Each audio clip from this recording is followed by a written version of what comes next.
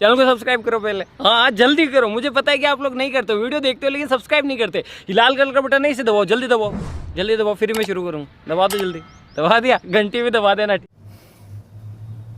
Hello मेडिकोच, आज हम upper limb के जितने भी क्लिनिकल एनाटॉमी हैं उसको डिस्कस करेंगे। अपर लिम्ब क्लेविक बोन और सॉफ्ट टिश्यू इंजरी जितने भी हैं, बोन फ्रैक्चर जितने भी हैं, उन सभी को डिस्कस करेंगे। नर्व इंजरी को डिस्कस करेंगे इस टॉपिक में। यह वीडियो हो सकता है थोड़ा सा लंबा जा सकता है, और साथ में क्लिनिकल एनाटॉमी के साथ साथ जो हम साइड में उसका डायग्राम भी देते जाएंगे और एक्सप्लेन करते जाएंगे। तो हम बिना समय बिताए जो है शुरू करते हैं क्लेविकल बोन के बारे में। क्लेविकल बोन का पहला जो क्लिनिकल एनाटॉमी है देखते हैं इसमें, जिसमें क्या कहता है कि most common site of fracture is the junction between two curvatures of the bone. जैसा कि आपको साइड की पिक में दिख रहा होगा, मीडियल 2/3 और लेटरल 1/3 जो होता है, यह जंक्शन वाला जो पॉइंट होता है, यह मोस्ट कॉमन फ्रैक्चर साइट होता है क्लेविकल बोन का। और इनपरफेक्टली डेवलप्ड क्लेविकल्स डिजीज कोल्ड क्लेडोक्रेनियल डायसोस्टोसिस कहा जाता है। अगर क्लेविकल बोन्स का इनपरफेक्टली डेवलप होता है, इस कंडीशंस, इस डिजीज को क्या कहते हैं, क्लेडोक्रेनियल डायसोस्टोसिस कहा जाता है। अब जो है स्कैपुला बोन का क्लिनिकल एनाटॉमी देख। स्कैपुला बोन का क्लिनिकल एनाटॉमी में पहला कंडीशन क्या है, पहला clinical anatomy, paralysis of sets anterior causes winging of the scapula, जो कि आपको साइड के पिक में दिख रहा होगा कि मीडियल बॉर्डर का किस तरह प्रोमिनेंस हो जाता है अगर सेटस एंटीरियर मसल्स का पैरालिसिस हो जाता है, जिसका सप्लाई कौन सा होता है, नर्व लॉन्ग थोरेसिक नर्व होता है सेटस एंटीरियर मसल्स का सप्लाई। और इस paralysis of sets anterior causes winging of the scapula, medial border of the bone becomes unduly prominent and the arm cannot be abducted beyond 90। इसमें जो patient होता है 90 degree abduction के बाद, 90 degree के बाद जो है पेशेंट आर्म का एबडक्शन नहीं कर पाता है। The scaphoid of the scapula is a developmental anomaly in which the medial border is concave। अगर scaphoid of the scapula जो होता है, इसमें डेवलपमेंटल एनोमली हो जाता है, मीडियल बॉर्डर जो कि कॉन्केविटी आ जाता है उसमें। अब हम जो है ह्यूमरस बोन का क्लिनिकल एनाटॉमी देखते हैं।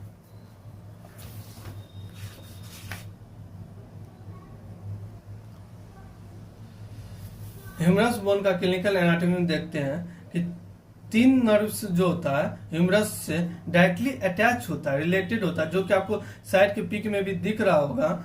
और लिएबल टू इंजुरी, मतलब इन सभी नर्व का इंजुरी जो होता है मोस्ट कॉमन होता है। और इसमें देखते हैं पहला नर्व जो होता है axillary nerve at the surgical neck से अटैच होता है, और radial nerve at the radial group पे होता है, और अल्नर नर्व जो होता है बिहाइंड द मीडियल एपिकोंडाइल पे जो है अल्नर नर्व होता है। अब इसका सेकेंड क्लिनिकल एनाटॉमी देखते हैं। Common site of fracture of the humerus, surgical neck पे फ्रैक्चर हो सकता है, शाफ्ट पे फ्रैक्चर हो सकता है, और सुप्राकॉन्डिलर रीजन पे फ्रैक्चर हो सकता है, जो कि सुप्राकॉन्डिलर फ्रैक्चर कहलाता है। थर्ड पॉइंट पे देखते हैं सुप्राकॉन्डिलर फ्रैक्चर जो होता है कॉमन होता है, एज वाला जो फ्रैक्चर होता है कॉमन होता है यंग एज में, due to fall on outstretched hand. Outstretched hand से अगर कोई पर्सन फॉल होता है, जिसमें मोस्ट प्रोबेबली क्या होता है, सुप्राकॉन्डिलर फ्रैक्चर होने का चांस होता है in the supracondylar region of the humerus. और जो फ्रैक्चर में cause injury to median nerve, और ये सुप्राकॉन्डिलर फ्रैक्चर जो होता है इससे मीडियन नर्व का इंजुरी होना मोस्ट कॉमन होता है। फ्रैक्चर में also cause occlusion of brachial artery, this condition is called Volkmann ischaemic contraction. क्या होता है, वो ओक्लूजन ब्रेकियल आर्टरी में जो होता है, इस फ्रैक्चर होने की वजह से यह ओक्लूज हो जाता है, यह जो होता है आर्टरी मतलब जो इसमें ब्लड सप्लाई है वह रुक जाता है, जिसकी वजह से क्या होता है एक और मेडिकल कंडीशन बन जाता है जिसे हम क्या कहते हैं वॉल्कमैन इस्चेमिक कॉन्ट्रैक्चर कहते हैं, जो कि आपको साइड के पिक में दिख रहा होगा किस तरह से हैंड का पोजीशन हो जाता है। 3 बोनी पॉइंट्स, नेक्स्ट इसका क्लिनिकल एनाटॉमी देखते हैं। 3 bony points medial epicondyle, lateral epicondyle and olecranon process forms triangle in elbow flexion. अगर एल्बो का फ्लेक्शन करते हैं तो यह ट्रायंगुलर फॉर्म करता है मीडियल एपिकॉन्डाइल, लेटरल एपिकॉन्डाइल और ओलिकोर्नोन प्रोसेस। और अगर जब हम एल्बो को एक्सटेंड करते हैं तो मीडियल एपिकॉन्डाइल, लेटरल एपिकॉन्डाइल और ओलिकोर्नोन प्रोसेस जो होता है यह एक लाइन में लाइक करने लगता है, जो कि आपको साइड के पिक में दिख रहा होगा। ह्यूमरस जो होता है, humerus has poor blood supply at the junction of its upper 1/3 and lower 2/3। Upper 1/3 और लोअर 2/3 पे जो होता है ह्यूमरस के पास, ह्यूमरस में जो है लोअर ब्लड सप्लाई हो जाता है, जिसके वजह से अगर इस रीजन पे अगर फ्रैक्चर होता है तो फ्रैक्चर साइट जो होता है देर से जुड़ता है, जिस कंडीशन क्या कहते हैं डिलेड यूनियन कहते हैं, और नॉन यूनियन का कंडीशन हो सकता है। The head of the humerus commonly dislocate inferiorly, head of the humerus का डिसलोकेशन जो है कॉमनली हो सकता है, सबग्यूनाइट हो सकता है। अब जो है हम रेडियस बोन का क्लिनिकल एनाटॉमी देखते हैं, जिसमें पहला क्लिनिकल एनाटॉमी है radius. The radius commonly gets fracture about 2 centimeter above its lower end with dorsal tilt is called collis fracture। अगर लोअर एंड से 2 सेंटीमीटर एबव अगर डोर्सल टिल्ट के साथ अगर फ्रैक्चर होता है रेडियस में तो इसे क्या कहते हैं कोलिज फ्रैक्चर कहते हैं। यह किस वजह से होता है fall on the out stage hand. इसमें जो पेशेंट का हैंड हो जाता है वो डिनर फोर्क के तरह हो जाता है, जो कि आपको साइड के पिक में भी दिख रहा होगा किस तरह हैंड का कंडीशन हो जाता है अगर किसी पेशेंट में जो है कोलिज फ्रैक्चर होता है तो। और the radius commonly gets fracture about 2 centimetre above its distal end with ventral tilt is called Smith fracture. अगर किसी पेशेंट का जो है अगर फ्रैक्चर हुआ है डिस्टल एंड में एबव 2 सेंटीमीटर एबव अगर फ्रैक्चर हुआ है और वह फ्रैक्चर जो है वेंट्रल टिल्ट के साथ होता है तो उसे स्मिथ फ्रैक्चर कहते हैं। अगर यही फ्रैक्चर डोर्सल टिल्ट के साथ होगा जिसे कोलिज फ्रैक्चर कहते हैं। और fracture of styloid process of radius is called chauffeur fracture. अगर रेडियस बोन में जो है अगर स्टेलॉइड प्रोसेस का अगर फ्रैक्चर होता है जिसे चॉफर्स फ्रैक्चर कहते हैं। A sudden powerful jerk on the hand of a child may dislodge the head of the radius from the grip of the annular ligament. This is known as subluxation of head of the radius. यह जो head of the pulled elbow का condition बनता है, pulled elbow अगर head of the radius जो है वह annular ligament से सबलक्सेट हो जाता है तो यह एक कंडीशन बनता है जिसको पुल्ड एल्बो कहते हैं। यह मेनली जो होता है बच्चों में होता है क्योंकि एनुलर लिगामेंट जो होता है वो कंप्लीट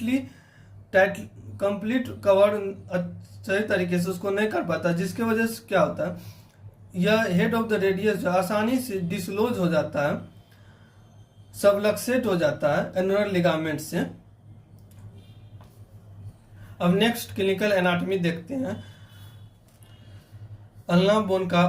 अब जो हम अल्ना बोन का क्लिनिकल एनाटॉमी देखते हैं। अल्ना क्या होता है यह स्टेबलाइजिंग बोन होता है फोर आर्म में with its trochlear notch gripping of the lower end of the humerus.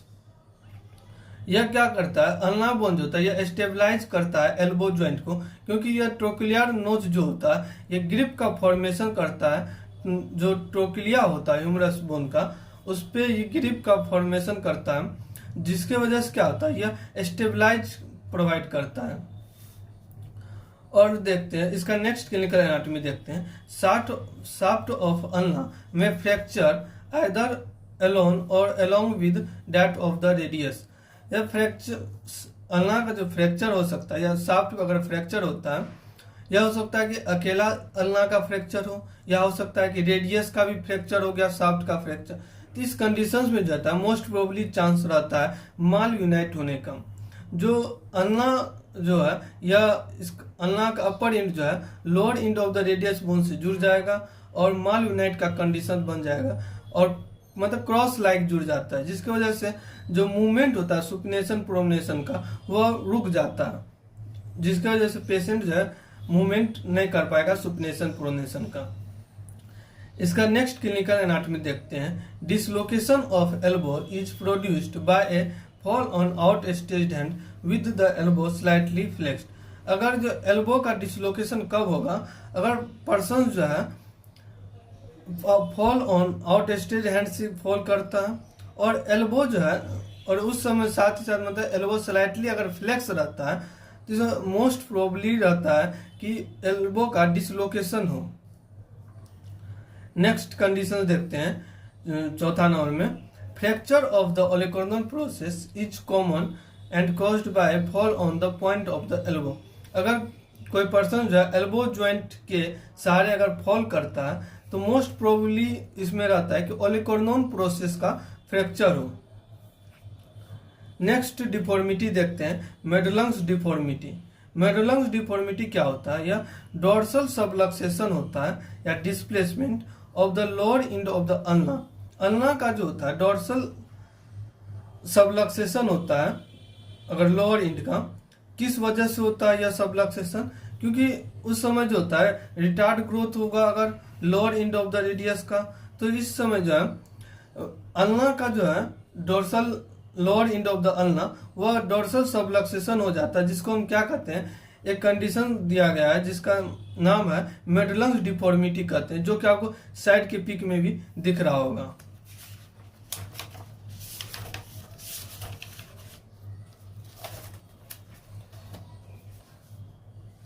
अब जो है हम कार्पल बोन का क्लिनिकल एनाटॉमी देखते हैं।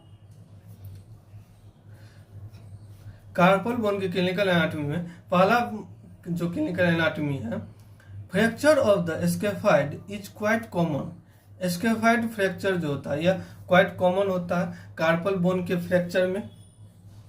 This fracture is caused by fall on the outstretched hand और on the tips of the fingers. अगर कोई पर्सन जो fall on the outstretched hands गिरता है या टिप्स ऑफ द फिंगर्स से डायरेक्ट अगर फॉल करता है तो मोस्ट प्रोबेबली होता है कि स्कैफोल्ड बोन का फ्रैक्चर होगा। डिसलोकेशन, लूनेट बोन का डिसलोकेशन अगर होता है, कब होगा इसका डिसलोकेशन? जब कोई पर्सन जो है एक्यूटली डोर्सीफ्लेक्स हैंड के रहेगा और जो है अगर इस कंडीशंस में अगर डोर्सीफ्लेक्स हैंड में अगर फॉल करता है और साथ ही साथ जो एल्बो जॉइंट अगर फ्लेक्स रहता है तो इस समय जो लूनेट बोन का डिसलोकेशन मोस्ट कॉमनली होता है। और यह लूनेट बोन जो है अगर एंटरली डिस्प्लेस होता है, डिसलोकेट होता है, तो यह क्या करता है, कार्पल टनल सिंड्रोम का कंडीशन बनाता है, जो कि मीडियन नर्व का इंजुरी कंप्रेशन से यह बनता है। यह लूनेट बोन जो है यह क्या करता है, जो फ्लेक्सर रेटिनाकुलम के जस्ट नीचे जो होता है हमारा मीडियन नर्व होता है इंफीरियरली, और यह लूनेट बोन जो है उसको जाके कंप्रेस कर देता है, जिसके वजह से एक कंडीशन बन जाता है जिसको क्या कहते हैं, कार्पल टनल सिंड्रोम कहते हैं। अब नेक्स्ट क्लिनिकल एनाटॉमी देखते हैं मेटाकार्पल बोन्स का। अब जो है हम मेटाकार्पल बोन्स का क्लिनिकल एनाटॉमी देखते हैं, जिसमें पहला क्या है, बेनेट्स फ्रैक्चर डिसलोकेशन है। इसमें क्या होता है कि fracture of the base of the first metacarpals with subluxation of the trapezio metacarpal joint. First metacarpal जो होता है यह सबलक्सेट हो जाता है, तो यह एक कंडीशन बन जाता है जिसको बेनेट्स फ्रैक्चर डिसलोकेशन के नाम से जानते हैं। The thumb is flexed into a semi flexed position.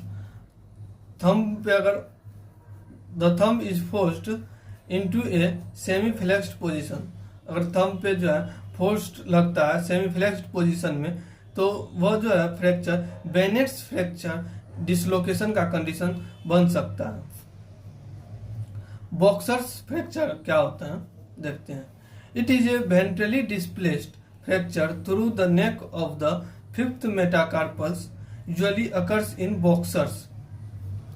अगर ये जो आप देख रहे हैं यह फिफ्थ मेटाकार्पल्स है, अगर इसके नेक का फ्रैक्चर जो है होता है और वह वेंट्रली डिस्प्लेस होता है तो इसे इस कंडीशन को कहा जाता है बॉक्सर्स फ्रैक्चर कहते हैं। यह मेनली होता है बॉक्सिंग और के टाइप के पेशेंट जो रहता है जो बॉक्सिंग का काम करता है उसमें ये बॉक्सर्स फ्रैक्चर देखने को मिलता है। फिर नेक्स्ट जो है tubercular encephalitic disease of the metacarpals और phalanges in a child is located in the middle of the diaphysis. Diaphysis के अंदर एक डिजीज होता है जिसे ट्यूबरकुलर और सिफिलिटिक डिजीज भी कहते हैं। पॉलीडेक्टिली, पॉलीडेक्टिली क्या होता है कि इसमें क्या होता है पेशेंट के में जो है हैंड या फुट में जो है एक एक्स्ट्रा डिजिट जो होता है वो एड ऑन हो जाता है, अनडेवलप होता है जो डिजिट, जिस कंडीशन क्या कहते हैं पॉलीडेक्टिली कहते हैं। यह कंडीशन जो है ऋतिक रोशन के भी हैंड में है पॉलीडेक्टिली का। The extra digit is either medial or lateral to hand or foot. Polydactyly is inherited as a dominant character. ये जो होता है जेनेटिक के वजह से ऐसा होता है पॉलीडेक्टिली का कंडीशंस।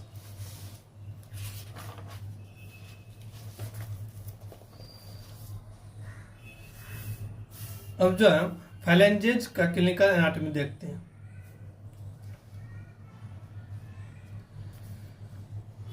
मैं जो साइड में सारे क्लिनिकल एनाटॉमी का साइड में डायग्राम देते जाता हूं ताकि जो है उसको देख के समझने में जो और आसानी हो सके, इसलिए मैं साइड में भी डायग्राम देते जाता हूं हर क्लिनिकल एनाटॉमी का। नेक्स्ट देखते हैं फैलेंजेज के अंदर clinical anatomy. Body splint of the fingers. Body splint क्या होता है? स्प्लिंट क्या होता है कि यह fracture of distal phalanx of middle finger is commonest। Middle finger जो होता है इसके डिस्टल फैलेंक्स का फ्रैक्चर कॉमनेस्ट होता है, जिसके वजह से क्या होता है एक स्प्लिंट होता है जिसके थ्रू जो होता है मतलब जो फिंगर जो है नॉर्मल है उसके साथ क्या किया जाता है उसको एड ऑन करके उसे जो है टाइटली उसे स्प्लिंट के थ्रू जो है उसे जोड़ दिया जाता है ताकि वो जो है आसानी से हील हो सके। It is treated by splinting the injured phalanx to the adjacent normal finger. This is called body splint। अब जो हम पेक्टोरल रीजन का क्लिनिकल एनाटॉमी देखते हैं। पेक्टोरल रीजन में क्लिनिकल एनाटॉमी, पहला क्लिनिकल एनाटॉमी देखते हैं। अपर and outer quadrant of breast is a frequent site of carcinoma। Breast के अंदर जो होता है इसका अपर एंड आउटर क्वाड्रेंट जो होता है यह फ्रीक्वेंट साइट ऑफ कार्सिनोमा के लिए होता है। The first lymph node draining the tumour bearing area is called sentinel node. जो पहला लिम्फ नोड होता है जो ट्यूमर को बियर करता है उस नोड को एक नाम दिया गया है जिसे क्या कहते हैं सेंटिनल नोड कहते हैं। अब इसका फॉलोइंग फैक्ट देखते हैं कि ये ब्रेस्ट ट्यूमर जो होता है यह इसके अंदर क्या क्या फैक्ट्स होते हैं उन सबको देखते हैं। इसमें पहला फैक्ट्स क्या होता है कि incision of breast are usually made radially to avoid cutting the lactiferous duct. जो कि आपको साइड की पिक में देख रहा होगा, जब भी जो ब्रेस्ट की ट्यूमर के लिए हम अगर इंसिजन कोई सर्जन अगर लगाता है तो वो हमेशा जो होता है इंसिजन रेडियली लगाएगा ताकि जो है लेक्टिफेरस डक्ट में जो है कट ना हो। मैं बता दूं कि यही लेक्टिफेरस डक्ट जो होता है जिसके थ्रू जो है मिल्क का इजेक्शन होता है, पाथवे होता है ये लेक्टिफेरस डक्ट। मिल्क का फॉर्मेशन तो एल्वेलाई में होता है और ये लेक्टिफेरस डक्ट जो है कैरी करता है। फिर उसके बाद जो होता है कैंसर सेल्स में infiltrate the suspensory ligament. Cancer cells जो है इन्फिल्ट्रेट कर सकता है suspensory ligament. Contraction of ligaments can cause retraction और पकड़िंग या फोल्डिंग ऑफ द स्किन। ये अगर इस लिगामेंट के अंदर कॉन्ट्रैक्शन होता है तो जो स्किन होता है उसमें क्या होता है, रिट्रैक्शन होने लगता है और वो स्किन जो होता है ब्रेस्ट का स्किन वो फोल्ड होने लगता है। Infiltration of the lactiferous ducts and their consequent fibrosis can cause retraction of the nipple। और यह जो ट्यूमर होता है यह इन्फिल्ट्रेट होकर लैक्टिफेरस डक्ट में जाता है और जो होता है फाइब्रोसिस बनाता है और निप्पल का जो होता है जिसके वजह से यहाँ पे निप्पल का रिट्रैक्शन होने लगता है। यह सब जो होता है मतलब ब्रेस्ट कैंसर को कैसे कोई पेशेंट पहचान सकता है, जो मेडिकल स्टूडेंट है वो जो है अगर किसी पेशेंट के अंदर कैसे पहचानेगा कि ये ब्रेस्ट कैंसर, ये सब फैक्ट्स होते हैं जो कि हर पेशेंट में लगभग देखने को मिलता है।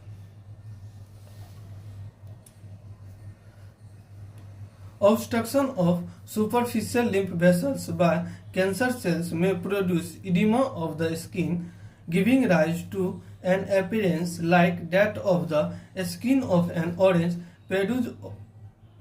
पेड्स ऑरेंज अपीयरेंस देखने को क्या होता है कि जो सुपरफिशियल लिम्फ वेसल्स होते हैं वो कैंसर सेल्स क्या करता है जाके इसको ऑब्स्ट्रक्ट कर देता है जिसके वजह से क्या होता है इडिमा प्रोड्यूस हो जाता है।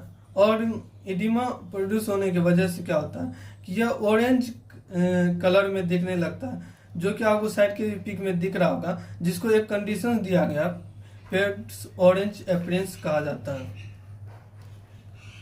Because of communication of the superficial lymphatics of the breast across the midline cancer may spread from one breast to other.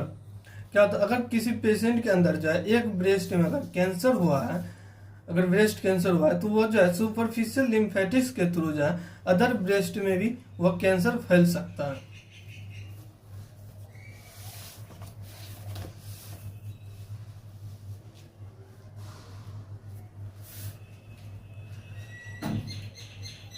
Because of communication of the lymph vessels with those in the abdomen cancer of the breast may spread to the liver and cancer cells may drop into the pelvis produce secondaries. यह जो होता है lymph vessels यह communicate करता है abdomen के lymph vessels से, जिसकी वजह से ये ब्रेस्ट कैंसर जो होता है ये एब्डोमेन में जाकर के जो लीवर को इफेक्ट करेगा, फिर उसके बाद जो पेल्विस में चले जाता है यही कैंसर सेकेंडरीज फॉर्म के रूप में जो है यह कैंसर जो होता है पूरे बॉडी में फैलने लगता है और जो डिफरेंट ऑर्गन होते हैं उनको भी यह इफेक्ट करने लगता है। Apart from the lymphatics cancers may spread through the segmental veins drain the breast communicate of.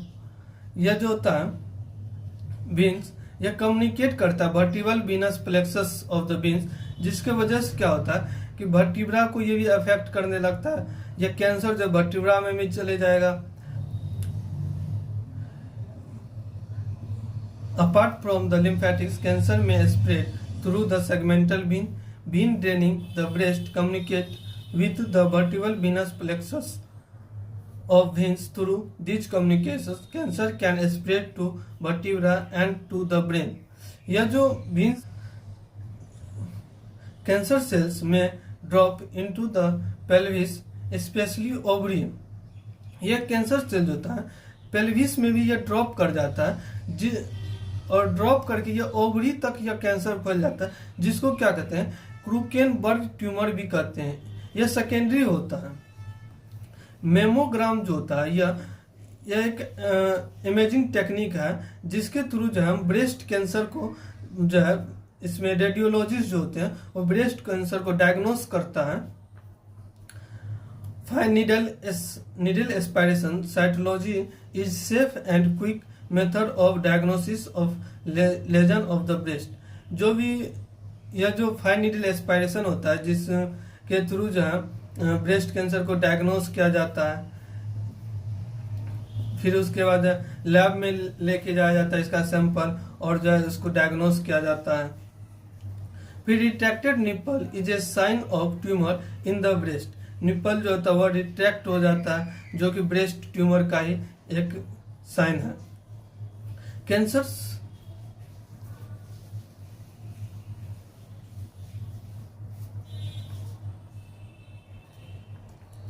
Cancers of the mammary gland is the most common cancers in females of all ages. It is more frequently seen in postmenopausal females due to lack of estrogen hormones. Female के अंदर जो होता है यह सबसे ज्यादा most common cancer होता है मेमोरी ग्लैंड में, इसलिए होता है क्योंकि इस समय जो होता है 42 मीनोपॉज के पोस्ट मीनोपोजल फीमेल्स के अंदर जो होता है लैक ऑफ एस्ट्रोजन हार्मोन्स होता है, जिसके वजह से क्या होता है कि मेमोरी ग्लैंड में ट्यूमर होने का चांसेस होता है सबसे ज्यादा होता है। एक मेडिकल टर्म दिया गया है रिमूवल ऑफ द ब्रेस्ट, जिसको क्या कहते हैं मास्टेक्टोमी कहते हैं। यह क्या होता है एक मेडिकल टर्म होता है जो सर्जिकल रिमूवल ऑफ वन और बोथ ब्रेस्ट पार्शियली और कंप्लीटली। अगर कोई सर्जन जो होता है अगर किसी पेशेंट के अंदर जो डायग्नोस करता है कि ब्रेस्ट कैंसर हुआ है तो उस कंडीशन या तो हो सकता है एक ब्रेस्ट के अंदर कैंसर हो या तो हो सकता है दोनों ब्रेस्ट के अंदर कैंसर हो, तो सर्जन को जो है उस ब्रेस्ट को कैंसर ट्यूमर वाले पार्ट को हटाना होता है, जिससे क्या कहता है मास्टेक्टोमी नाम दिया गया है। Lumpectomy is the removal of only the tumour. Tumour को अगर ओनली रिमूव किया जाता है तो इसे लंपेक्टोमी कहा जाता है।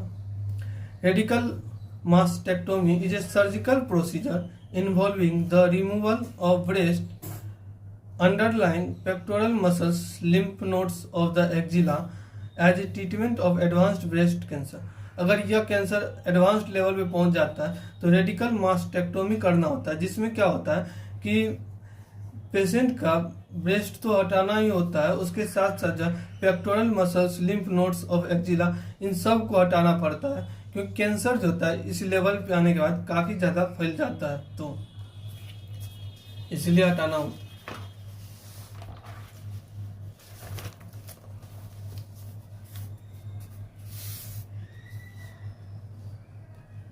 अब देखते हैं ब्रेस्ट कैंसर को कैसे एग्जामिन करके पहचाना जाता है, डायग्नोस किया जाता है, एग्जामिनेशन में कैसे पहचाना जा सकता है। कोई गायनेकोलॉजिस्ट जो होता है एग्जामिनेशन ऑफ ब्रेस्ट कैसे करेगा, तो वो क्या करता है inspect symmetry of breast and nipples. दोनों ब्रेस्ट के अंदर जो है सिमेट्री देखेगा और निपल्स को इंस्पेक्ट किया जाता है।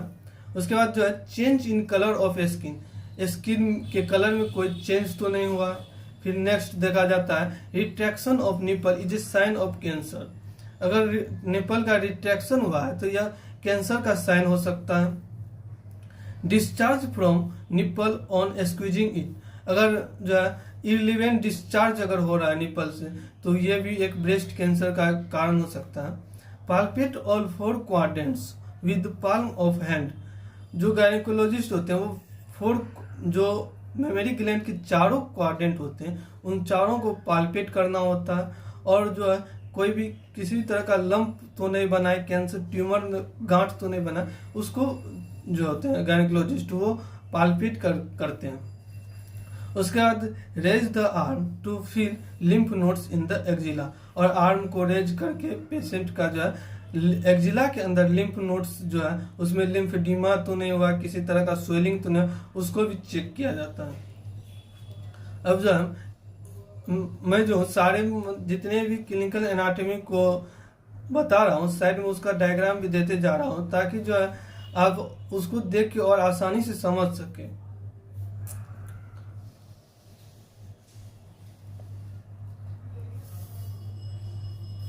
नेक्स्ट क्लिनिकल एनाटॉमी देखते हैं axilla. The axilla has abundant axillary hair. Axilla के पास होता है काफी ज्यादा, मतलब यहाँ पे एक्जिलरी हेयर होते हैं, जिसके वजह से इन्फेक्शन होने का यहाँ पे काफी ज्यादा चांस होता है। क्योंकि जो होता है यह हेयर फॉलिकल्स एंड सीवेशियस ग्लैंड होता है गिव्स राइज टू बॉयल्स। यह फोड़ा, बॉयल्स का मतलब क्या होता है, यह फोड़ा बनाने लगता है। यहाँ पे जो था काफी ज्यादा मतलब इन्फेक्शन होने का चांस आता है। फंगल इन्फेक्शन का काफी ज्यादा यह मतलब फेवरेबल साइट होता है। Which are common in this area. Axillary arterial pulsation can be felt against lower part of the lateral wall of the axilla। lower part में जो है lateral wall of axilla में जो है axillary artery का pulsation को feel किया जा सकता है, किया जाता है। अब जो है नेक्स्ट जो है मोस्ट इम्पोर्टेंट जो है क्लिनिकल एनाटॉमी देखते हैं, जो कि अर्श पैरालिसिस होता है। अर्श पैरालिसिस क्या होता है, इसमें साइट ऑफ इंजुरी इसका देखते हैं। One region of the upper trunk of the brachial plexus is called Earth's point। 6 nerves meet here।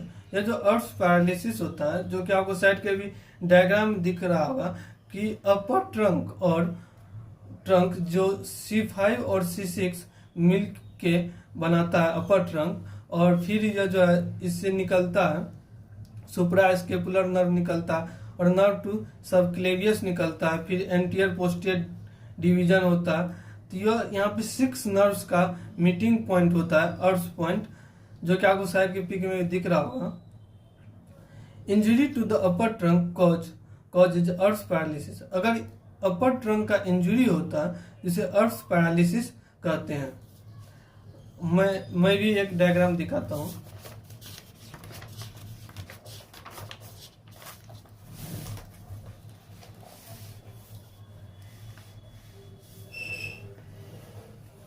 यह जो पॉइंट देख रहे हैं, इस पॉइंट का ही नाम दिया गया अर्श पॉइंट, जहाँ पे क्या होता है C5 और C6 नर्व रूट्स आते हैं और यहाँ पे मीट करता है। फिर यहाँ पे एक C5 नर्व रूट हो गया, C6 हो गया, फिर तीसरा जो सुप्रास्केपुलर नर्व टू सबक्लेवियस, और फिर यह अपर ट्रंक डिवाइड होता है वेंट्रल और डोर्सल डिवीजन।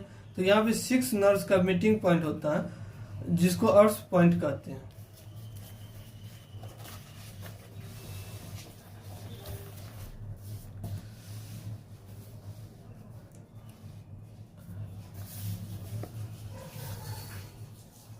अर्श पैरालिसिस का होने का इसका कॉमन कॉजेज क्या हो सकता है, तो उसको देखते हैं। पहला कंडीशन क्या हो सकता है, बर्थ इंजरी हो सकता है, डिफिकल्ट चाइल्ड बर्थ हो सकता है कि जब चाइल्ड का डिलीवरी हो रहा होगा तो हो सकता है उस समय कि बर्थ के समय शोल्डर रीजन में जाए, अगर किसी तरह का इंजरी होता है C5 C6 नर्व रूट पे, तो वह अर्श पैरालिसिस को कंडीशन बन सकता है। या हो सकता है कि फॉल ऑन द शोल्डर, अगर कोई पर्सन जब शोल्डर से होते हुए डायरेक्ट फॉल करता है तो हो सकता है इसके थ्रू भी हो जाता है। फिर ड्यूरिंग एनेस्थीसिया में कोई किसी तरह का अगर नर्व को इंज्योर कर दिया गया, इंजरी हो गया है, तो भी हो सकता है अर्श पैरालिसिस हो सकता है। अर्श पैरालिसिस में जो होता है नर्व रूट्स कौन सा इन्वॉल्व होता है, मेनली जो होता है इसमें C5 नर्व रूट इन्वॉल्व होता है और पार्शली C6 इन्वॉल्व होता है। मसल्स पैरालाइज्ड मेनली जो होता है बाइसेप्स ब्रेकियाई, 3B और 1D। इसका मतलब याद रखने के लिए हम शॉर्ट में से याद रख सकते हैं कि 3B, 1B हो जाएगा बाइसेप्स ब्रेकियाई, 1B हो जाएगा ब्रेकियलिस, 1B हो जाएगा ब्रेकियोरेडियलिस और 1D हो जाएगा डेल्टॉइड। इस मसल्स का क्या हो जाता है, पैरालिसिस हो जाता है। और पार्शली जो होता है सुप्रास्पाइनटस, इंफ्रास्पाइनटस एंड सुपाइनेटर भी पार्शली पैरालाइज्ड हो जाता है, क्योंकि यह इन दोनों का भी नर्व सुप्रास्केपुलर नर्व है। फिर मस्कुलोक्यूटेनियस नर्व जो कि C5 से आगे जाके बनाता है। इसके वजह से ये सब नर्व की इंजरी होने की वजह से ये सब मसल जो है पैरालाइज हो रहे हैं। अब इसके बाद इसका deformity and position of the limb देखते हैं। इसमें जो है पेशेंट का आर्म जो होता है Hanks bye the side, it is adducted and medially rotated. Patient जो होता है वह हैंड को आर्म को जो है एडक्टेड और मीडियली रोटेटेड रखेगा। फोर आर्म का क्या होगा, ये सब जो है डिफॉर्मिटी मतलब पेशेंट के अंदर देखने को मिलेगा जो अर्श पैरालिसिस का पेशेंट होगा। फोर आर्म जो होगा यह एक्सटेंडेड होगा और प्रोनेटेड होगा।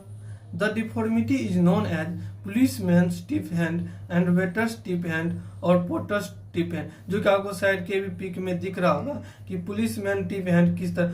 यह नाम जो होता है प्रोफेशन के अनुसार इसको दिया गया कि पुलिसमैन जो भी ट्रैफिक पुलिस होता है वो जो अपना हफ्ता वसूली करते हैं वो हाथ को पीछे की तरफ ही करके लेते हैं, या कोई भी टिप लेता है वेटर्स वगैरह तो वो भी हाथ को पीछे करके लेते हैं। पोर्टर्स या जिसको कुल्ली कहते हैं वो भी हाथ को पीछे कर, तो यह सब जो होता है प्रोफेशन के अकॉर्डिंग देखते हुए नाम मतलब रखा है, जो कि आपको साइड के पिक में भी दिख रहा होगा किस तरह जो है अर्श पैरालिसिस के पेशेंट के कंडीशन में पेशेंट में जो किस तरह का डिफॉर्मिटी देखने को मिलता है।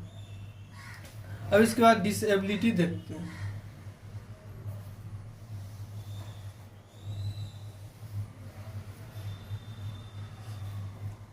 इसके बाद डिसेबिलिटी देखते हैं।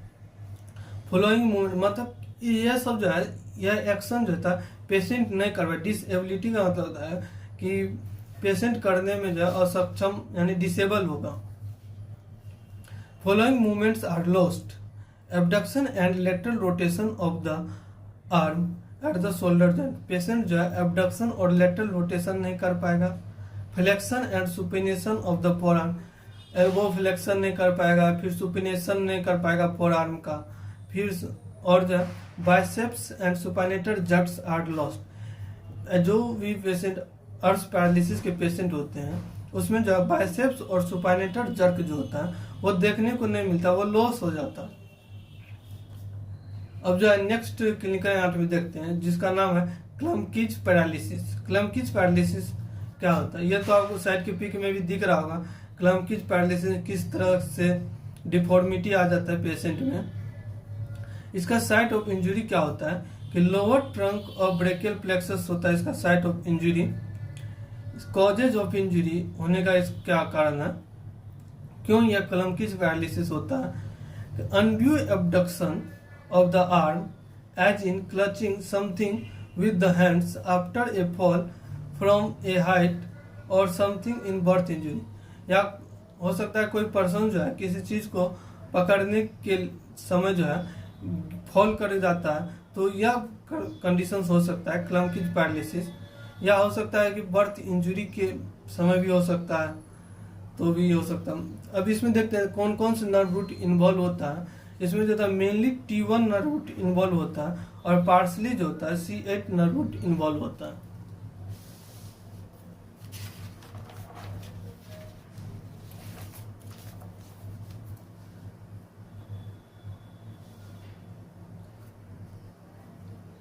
अब देखते हैं इसमें कौन कौन से मसल्स पैरालिसिस हो जाता है क्लमकीज पैरालिसिस में।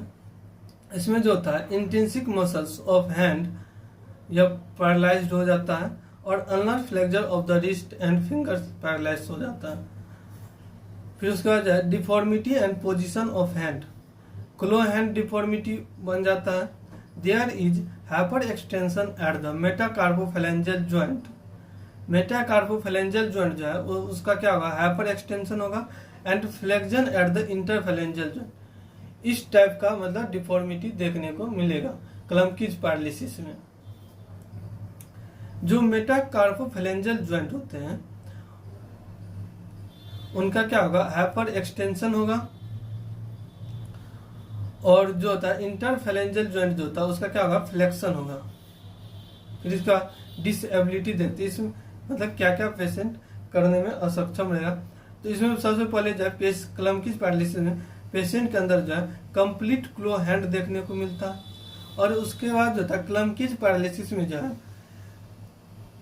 पेशेंट में जो है हॉर्नर सिंड्रोम भी देखने को मिलता है, जिसमें क्या होता है पेशेंट के अंदर पर्टोसिस, मायोसिस, एनहाइड्रोसिस और इनोप्थेल्मोस देखने को मिलता है।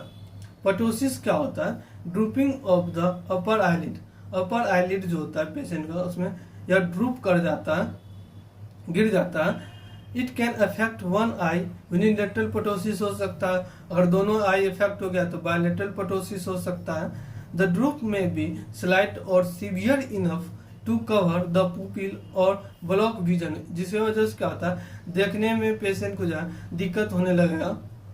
मायोसिस क्या होता है, एबनॉर्मल कंस्ट्रिक्शन या narrowing of the pupil of the आई।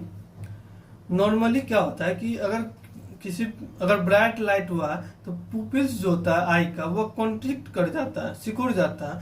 लेकिन जब अगर पेशेंट के अंदर मायोसिस का कंडीशन देखने को मिलता है, इसमें क्या होता है, पुपिल्स कंस्ट्रिक्ट नहीं करेगा, जो है एक ही पोजीशन में बना रहता है, उसमें न कंस्ट्रिक्शन रिलैक्शन कुछ भी देखने को नहीं मिलेगा। तो रेफर्स टू परसिस्टेंट एक्सेसिव और abnormal smallness of the pupil. Anhidrosis क्या होता है, एनहाइड्रोसिस होता है, इसमें क्या होता है कि स्वेटिंग जो होता है, पेशेंट के अंदर स्वेटिंग जो होता है वह आना बंद हो जाता है, तो इसी को कहा जाता है एनहाइड्रोसिस। एब्सेंस और severe reduction of sweating in response to heat, exercise और other stimuli that normally trigger sweating.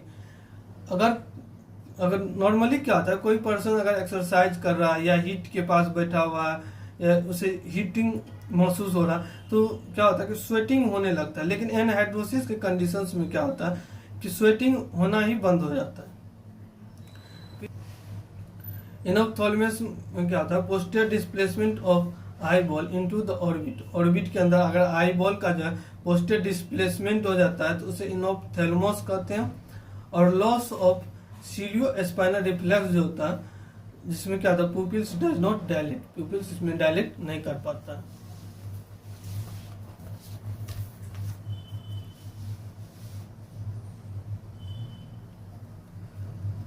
इसका देखते हैं वेजोमोटर चेंज, इसमें क्या क्या हो सकता है कि skin area with sensory loss is warmer due to articular dilatation. Skin area जो होता है, vasomotor changes, the skin area with sensory loss, skin area में जो है सेंसरी लॉस होने लगेगा और वार्म होगा, क्योंकि जो आर्टरी जो होता है वो डायलेटेशन होने लगता है, जिसकी वजह से वार्मिंग होने लगता है। फिर उसका ट्रॉपिक चेंजेस में क्या होने लगा, long standing case of paralysis leads to dry and scaly skin. Skin जो होता है वो ड्राई होने लगेगा, स्केली होने लगेगा, रुखरापन टाइप से आने लगता है। जब जो है लंबे समय तक यह पैरालिसिस बना रहता है तब देखने को मिलता है। The nail gets crack easily with atrophy of the pulp of fingers. जो है नेल्स जो होता है वह क्रैक होने लगता है और पल्प ऑफ द फिंगर्स जो होता है वो उसमें एट्रोफी के साथ भी देखने को मिलता है। अब देखते हैं injury to the nerve to serratus anterior, इसे नर्व्स ऑफ बेल भी कहते हैं, नर्व टू सेटस एंटीरियर, जिसको लॉन्ग थेरेसिक नर्व भी कहा जाता है।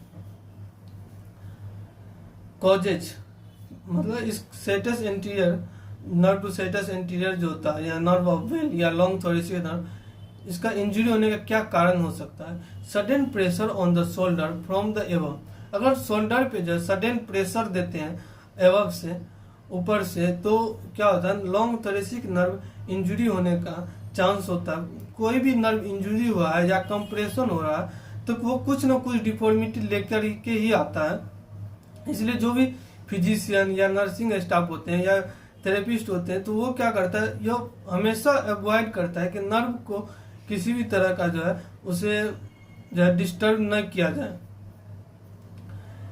Carrying heavy loads on the shoulder, और जो होता है अगर कोई पर्सन जो है शोल्डर पे अगर हैवी लोड्स लेकर के कैरी कर रहा है तो यह भी जो है लॉन्ग थोरेसिक नर्व इंजरी होने का चांस हो सकता है। डिफॉर्मिटी, अब देखते हैं डिफॉर्मिटी क्या होता है, पेशेंट के अंदर क्या देखने को मिलेगा डिफॉर्मिटी में। Winging of the scapula, scapula के अंदर जो था विंगिंग देखने को मिलता है। Excessive prominence of the medial border of the scapula, जो कि आपको साइड के पिक में भी दिख रहा होगा कि मीडियल बॉर्डर का किस तरह से एक्सेसिव प्रोमिनेंस हो जाता है। फिर यह जो सेटस एंटीरियर मसल्स होता है, यह जो होता है अगेंस्ट थोरेसिक वॉल के अंदर, वो जो है थोरेसिक वॉल से इसका ओरिजिनेट होता है और इंसर्शन में जैसे मीडियल बॉर्डर जो होता है ऑन द कोस्टल एस्पेक्ट पे इसका इंसर्शन होता है। यह क्या करता है, पुल करके रखता है स्केपुला को। डिसेबिलिटी देखते हैं इसमें, मतलब क्या क्या पेशेंट नहीं कर पाएगा। तो पेशेंट जो है इसमें लॉस ऑफ पंचिंग वाला मूवमेंट नहीं कर पाएगा, पुशिंग वाला मूवमेंट नहीं, loss of pushing and punching actions. इसे स्विमर और स्विमर पालसी भी कहते हैं, और इसे बॉक्सर पालसी भी कहा जाता है, क्योंकि पुशिंग और पंचिंग ये जो मूवमेंट होता है या स्विमिंग करने का, इन सब में जो होता है सेटस एंटीरियर मसल्स का ही हेल्प होता है। इसे पेशेंट जो है इसमें इसे जो है स्विमर पालसी, बॉक्सर पालसी ये भी कहा जाता है, इस नाम से भी जाना जाता है। तो इसमें पेशेंट जो होता है loss of punching and pushing move action नहीं कर पाता है। During attempts at pushing there occurs winging of the scale. अगर पेशेंट जो है ट्राई करता है अगर पुश करने का, तो स्केपुला का जो मीडियल बॉर्डर होता है वो प्रोमिनेंस होने लगता है, और जिसे मतलब स्केपुला विंगिंग कहते हैं, विंगिंग ऑफ द स्केपुला भी कहते हैं। Overhead abduction of the shoulder girdle is partially affected due to intact trapezius muscles. अब देखते हैं स्केपुलर रीजन का क्लिनिकल एनाटॉमी।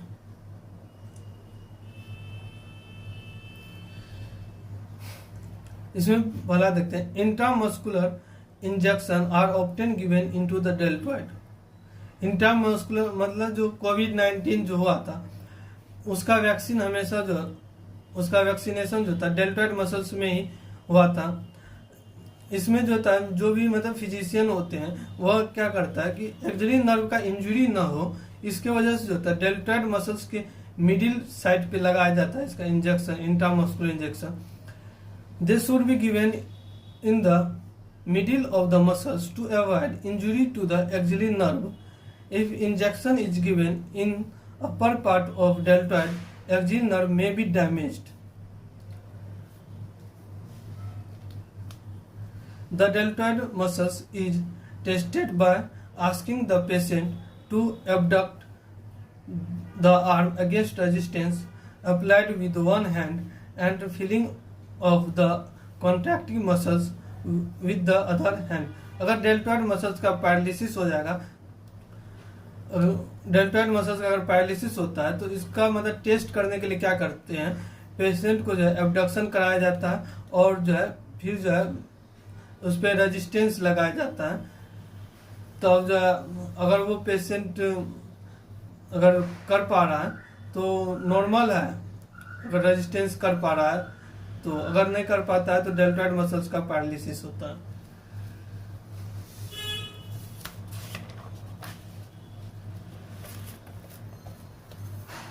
साइड आपको जो है साइड के पिक में भी दिख रहा होगा कि इस तरह जो है फिजिशियन जो है डेल्टॉइड मसल्स का टेस्टिंग कर रहा है।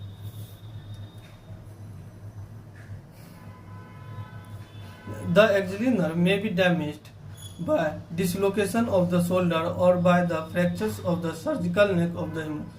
एक्सिलरी नर्व जो है इसका डैमेज कब हो सकता है, या हो सकता है शोल्डर का अगर डिसलोकेशन हो जाता है तो भी एक्सिलरी नर्व डैमेज हो सकता है, या सर्जिकल नेक का फ्रैक्चर होगा तो भी जो है एक्सिलरी नर्व डैमेज हो सकता है। द इफेक्ट प्रोड्यूस्ड आर, अगर जो है एक्सिलरी नर्व अगर डैमेज शोल्डर का डिसलोकेशन होता है, इससे क्या होता है, rounded contour of the shoulder is lost, greater tubercle of the humerus becomes prominent. जो वो राउंडेड टाइप से जो दिखता था वो लॉस हो जाएगा और greater tubercle of the humerus जो होता है यह प्रोमिनेंट होने लगता है। Deltoid is paralysed with loss of power of abduction up to 90 degree at the shoulder. 90 degree तक जो है और एबडक्शन नहीं कर पाएगा डेल्टॉइड मसल्स का अगर पैरालिसिस हो जाएगा तो। There is sensory loss over the lower half of the deltoid in a badge like area called regimental badge. अगर एक्सिलरी नर्व का अगर मतलब इंजरी होता है तो क्या होता है कि डेल्टॉइड मसल्स में जो होता है सेंसरी लॉस होने लगता है, जिसे रेजिमेंटल बैड्ज भी कहते हैं। डॉबार्न साइन क्या होता है कि वर्षा जो होता है डिसअपियर्स हो जाता है क्रोमियन प्रोसेस के, तो इसे एक साइन दिया गया है जिसे डॉबार्न साइन कहते हैं।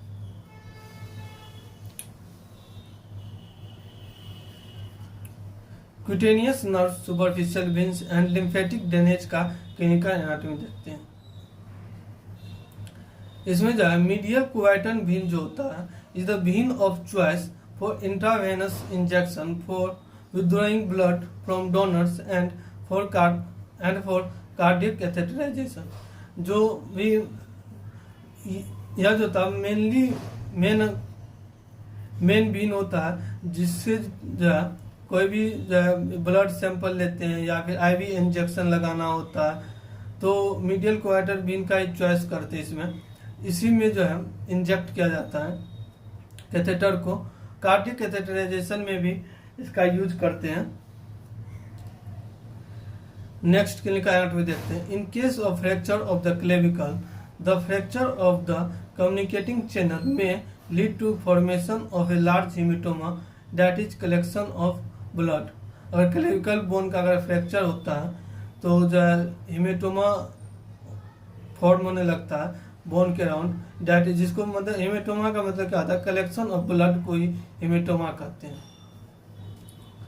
फिर होता है inflammation of lymph vessels is known as lymphangitis. Lymph vessel के अंदर इन्फ्लामेशन होता है तो उसे क्या कहते हैं लिम्फेजाइटिस कहते हैं। In acute lymphangitis the vessels may be seen through the skin is red, tender, painful to touch और स्ट्रिक्स। स्ट्रिक्स का मतलब क्या होता है कि लकीर होता है। अगर लिम्फेजाइटिस किसी पेशेंट के अंदर दिख होता है तो अब जैसा कि आपको साइड के पिक में दिख रहा होगा, इसमें क्या होता है स्किन जो होता है वह रेड हो जाता है, टेंडर देखने को मिलता है अगर टच करने पर, और पेनफुल भी होता है। अब जाए नेक्स्ट क्लिनिकल एनाटॉमी देखते हैं।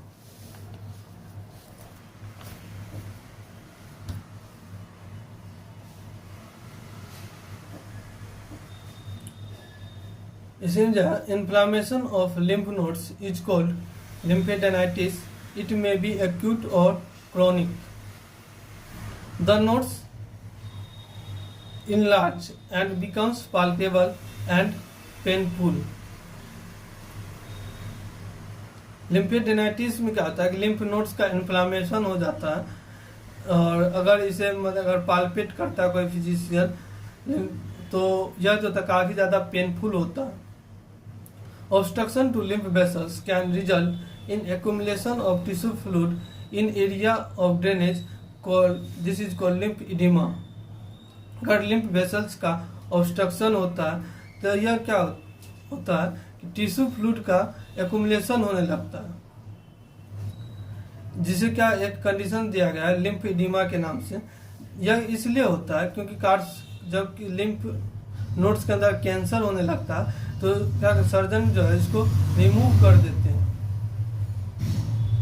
यह मतलब लिम्फ इडिमा होने का यह कारण होता है कि अगर लिम्फ नोड्स के अंदर अगर कैंसर होता है, कार्सिनोमा होता है, तो सर्जन जो है इसको रिमूव कर देते हैं, जिसकी वजह से क्या होता है जो टिश्यू फ्लूइड होते हैं वह लिम्फ वेसल्स में ही कलेक्ट होने लगता है और यह जो था लिम्फ वेसल्स को ऑब्स्ट्रक्ट करता है, जिसको एक कंडीशन कहते हैं लिम्फ इडिमा कंडीशन बन जाता है। Painful along the medial side of upper arm is due to pressure on the intercostobrachial nerve by enlarged central group of axillary lymph nodes। अगर central group of axillary lymph nodes अगर enlarge होता है तो इंटरकोस्टोब्रेकियल nerve जो होता है इस पे प्रेशर पड़ता है, जिसकी वजह से medial side of the arm में जो है पेन हो सकता है।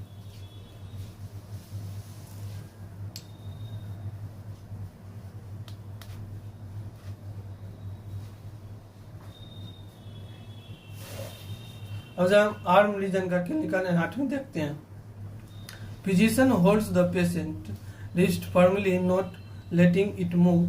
Patient is requested to flex the elbow against the resistance offered by physician's hand. One can see and palpate handling biceps brachii muscles। आपको साइड के पिक में दिख रहा होगा पेशेंट किस तरह जो है होल्ड करता है रिस्ट को, और जब यह जो होता है बाइसेप्स ब्रेकियाई मसल्स को टेस्ट करने के लिए किया जाता है।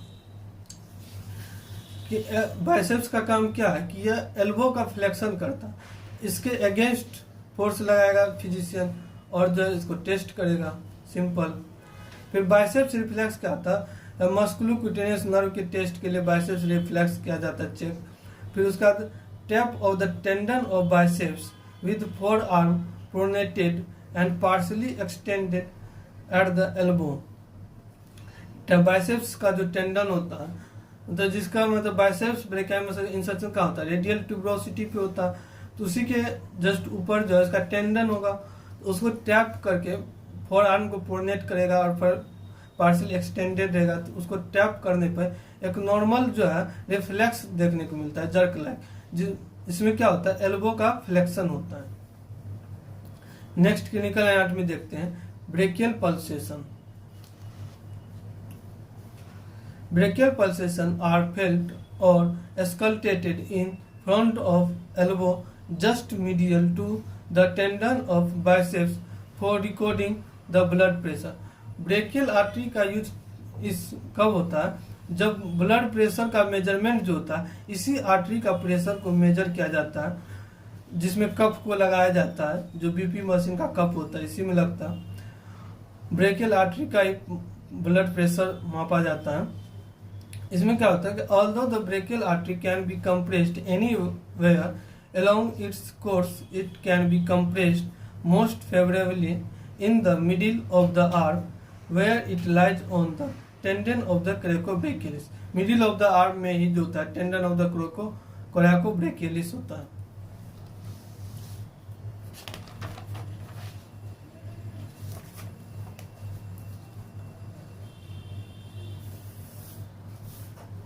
अगर किसी पेशेंट के अंदर जो है ब्लड गैस एनालिसिस करना होता है, ब्लड गैस एनालिसिस का मतलब क्या होता है, अगर किसी पेशेंट ऑक्सीजन लेवल को देखना होता है या उसमें, तो इसके लिए जो है ब्रेकियल आर्टरी का ही चूज किया जाता है। तो blood from blood gas analysis collected from brachial artery.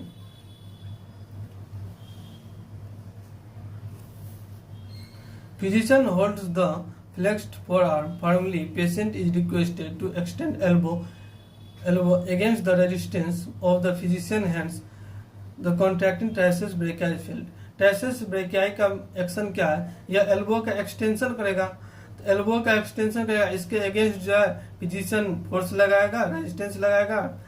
तो जैसे ही रेजिस्टेंस लगाएगा तो ट्राइसेप्स ब्रेकियाई मसल्स के अंदर जो है कॉन्ट्रैक्शन देखने को मिलेगा। इसके बाद जो है नेक्स्ट क्लिनिकल एनाटॉमी देखते हैं, radial groove. Next clinical anatomy देखते हैं, the radial nerve is very commonly damaged in the region of the radial यानी spiral groove.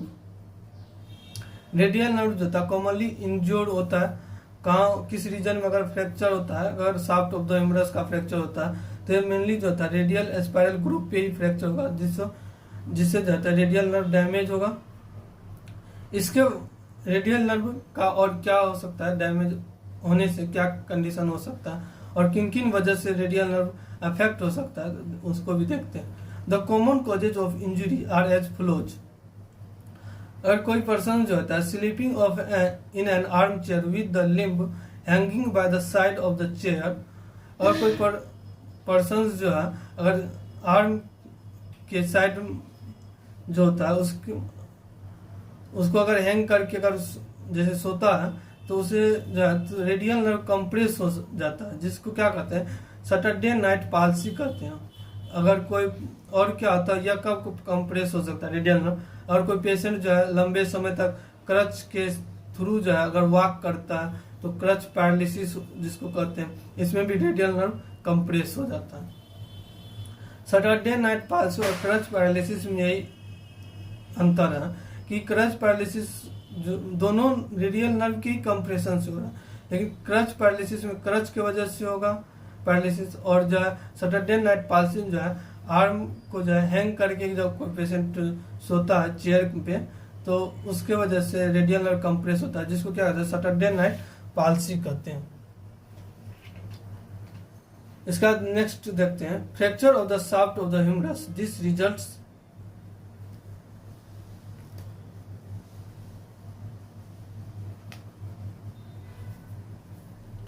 fracture of the shaft of the humerus. This results in the weakness of fracture of the shaft of the humerus. This results in the weakness and loss of power of extension at the wrist drop, and sensory loss over a narrow strip on the back of forearm on the lateral side of the dorsum of the hand.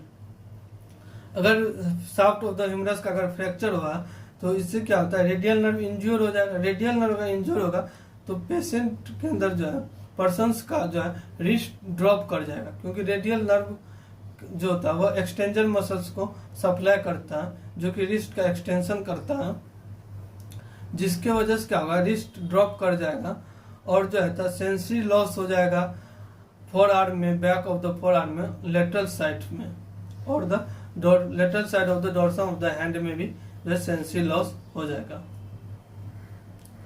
फिर इसका बाद next clinical anatomy देखते हैं four arm और hand में, जो कि होता है ड्यूपिटेंस कॉन्ट्रैक्चर. ड्यूपिटेंस कॉन्ट्रैक्चर क्या होता है? This condition due to inflammation involving the ulnar side of the palmar aponeurosis. अगर पाल्मर एपोनेउरिसिस का इन्फ्लामेशन होता है अनलर साइड पे तो उसे क्या कहते हैं, ड्यूपिटेंस कॉन्ट्रैक्चर कहते हैं. This is the thickening and contraction of aponeurosis. अगर एपोनेउरिसिस का कॉन्ट्रैक्शन और थिकनिंग होता है तो ये एक कंडीशन बनता है जिसको क्या कहते हैं, ड्यूपिटेंस कॉन्ट्रैक्चर कहते हैं. As result proximal phalanx and later the middle phalanx becomes flexed and can not be straightened. इसमें क्या होता है कि प्रोक्सिमल और मिड फैलेंक्स जो होता है और middle phalanx become flexed. As a result proximal phalanx and later the middle phalanx becomes flexed and can not be straightened. इसमें जो होता है प्रोक्सिमल और मिडिल फैलेंक्स जो होता है फ्लेक्स हो जाता है, और ये मतलब स्ट्रेट नहीं होता, क्योंकि ये जो पाल्मर एपोनेउरिसिस जो होता है इसमें थिकनिंग और कॉन्ट्रैक्शन होने की वजह से जो होता है फैलेंजेस का फ्लेक्शन होने लगता है प्रोक्सिमल और मिडिल फैलेंक्स में. Terminal phalanx becomes unaffect. जबकि टर्मिनल फैलेंक्स जो होता है वो अनअफेक्ट होता है. Ring finger is most commonly involve, जो कि आपको साइड के भी पिक में दिख रहा होगा कि ड्यूपिटेंस कॉन्ट्रैक्चर के कंडीशंस में पेशेंट का जो होता है किस तरह से मतलब हैंड का कंडीशन बन जाता है, और जो रिंग फिंगर होता है उसका किस तरह से फ्लेक्शन होता है.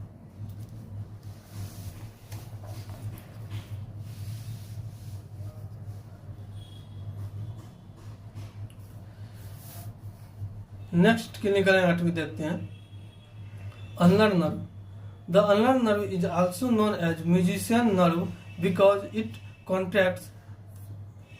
It controls fine movements of the finger. Ulnar nerve जो होता है इसको म्यूजिशियन नर्व भी कहते हैं, क्योंकि यह जो होता है fine movements of the fingers को कंट्रोल करता है. Ulnar nerve. The ulnar nerve is commonly injured eight the elbow behind the medial epicondyle or distal to elbow as it passes between the two heads of the flexor carpi unlated cubital tunnel or at the wrist in front of the flexor retinaculum. Ulnar nerve कहाँ damage हो सकता है? यह इंज्योर हो सकता है behind the medial epicondyle पे इंज्योर हो सकता है, डिस्टल एल्बो पे यह हो सकता है, या कुबाइटल टनल से यह पास करता है. अल्नर नर्व जो फ्लेक्सर कार्पा अनलेडिस फॉर्म करता है कुबाइटल टनल, और उनसे जब पास होता है अल्नर नर्व. फिर उसका बाद फ्लेक्सर रेटिनाकुलम के फ्रंट में भी अल्नर नर्व लाई करता है. Ulnar nerve injury at the elbow flexor carpi ulnaris and. अगर एल्बो के पास अल्नर नर्व इंजूर होता है तो क्या होता है, फ्लेक्सर कार्पा अनलेडिस, फिर जो है medial half of the flexor distal profundus are paralysed. इन फ्लेक्सर कार्प अल्नरिस और मीडियल हाफ जो फ्लेक्सर डिस्टल प्रोफंडस से अल्नर नर्व सप्लाई करता है वो पैरालाइज्ड हो जाएगा. अब देखते हैं अल्नर क्लो हैंड.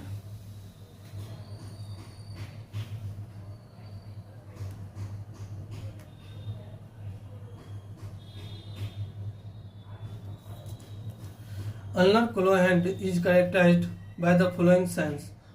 अगर अल्नर क्लोहैंड होता है तो पेशेंट के अंदर जो है किस तरह के साइंस देखने को मिलेगा।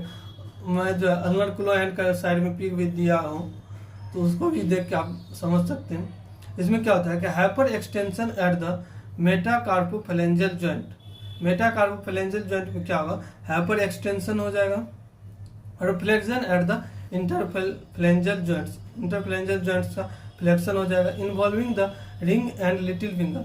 यह जो दो फिंगर आप देख रहे हैं, जो कि रिंग और लिटिल फिंगर है, इन दोनों को जो है अल्नर नर्व भी सप्लाई करता है।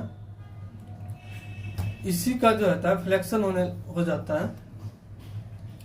Sensory loss is confined to the medial 1/3 of the palm and medial 1/2 fingers including their nail beds। Ulnar nerve जो होता है एक तो लिटिल फिंगर को पूरी तरह से सप्लाई करेगा ऑन द पाल्मर एस्पेक्ट, और जो है half of the fingers of the ring finger का आधा भी सप्लाई करता है पाल्मर एस्पेक्ट पे। फिर जो है medial half of the dorsum of hand also shows sensory loss. Dorsum of the hand पे जो है सेंसरी लॉस भी देखने को मिलेगा। पाल्मर और डोर्सल साइड दोनों साइड जो है 1.5 फिंगर्स को सप्लाई करता है रिंग एंड लिटिल फिंगर में जो है, जिसके वजह से क्या होता है यहाँ सेंसरी लॉस भी देखने को मिलता है। शायद वेजो मोटर चेंज के अंदर देखते हैं, the skin areas with sensory loss is warmer due to arterial dilatation. Arterial dilatation की वजह से यहाँ पे जो होता है सेंसरी लॉस हो जाएगा और वार्म हो जाता है।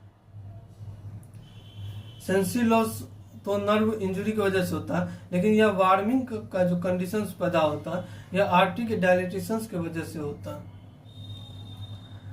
It is also dry due to absence of sweating because of loss of sympathetic supply. Sympathetic supply के लॉस होने की वजह से स्वेटिंग भी होना बंद हो जाता है, जिसकी वजह से क्या होता है यह यहाँ का स्किन जो होता है वह ड्राई हो जाता है। ट्रॉपिक चेंजेस देखते हैं। ट्रॉपिक चेंजेस क्या होता है कि लंबे समय तक अगर ये पैरालिसिस होता है तो स्किन जो होता है ड्राई और स्केली हो जाता है। Long standing cases of paralysis leads to dry and scaly skin. The nail crack easily with atrophy of the pulp of fingers.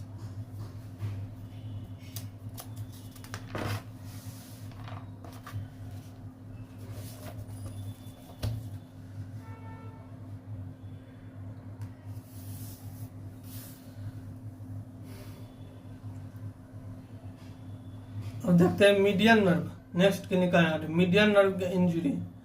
The median nerve controls coarse movements of the hand as it supplies most of the long muscles of the front of the forearm. Median nerve जो होता है यह थिनार muscles को supply करता है और first and second लंबाइकल को supply करता है, फिर फोर आर्म के इंटीरियर कंपार्टमेंट में को भी सप्लाई करता है, एक्सेप्ट फ्लेक्सर कार्पाई अल्नेरिस को छोड़ देते हैं, और जो है फ्लेक्सर डिजिटो प्रोफंडस जो कि डीप होता है उसका जो होता है मीडियल हाफ को छोड़ देते हैं। तो सारा जो सप्लाई होता है वो मीडियन नर्व से ही सप्लाई होता है फोर आर्म और थिनार मसल्स में। It is therefore called the labours nerve. Median nerve का दूसरा नाम है लेबर्स नर्व भी इसको कहते हैं। It is also called eye of the hand. इसे आई ऑफ द हैंड भी कहा जाता है as it is sensory to most of the hand.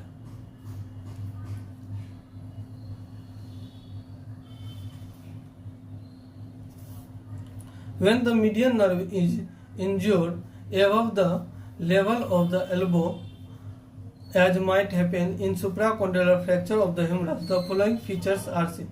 और किसी पेशेंट में जैसे सुप्राकॉन्डिलर फ्रैक्चर्स होता है और मीडियन नर्व इंज्योर हो जाता है तो उस पेशेंट के अंदर जो क्या क्या हमको देखने मिलेगा, फॉलोइंग फीचर्स देखते हैं।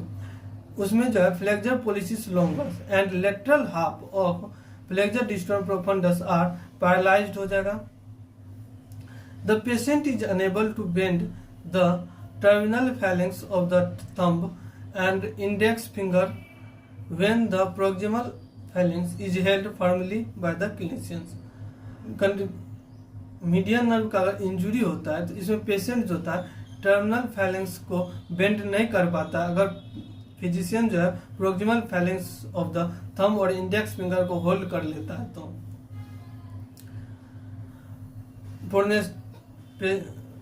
the forearm is kept in a supine position due to paralysis of pronators।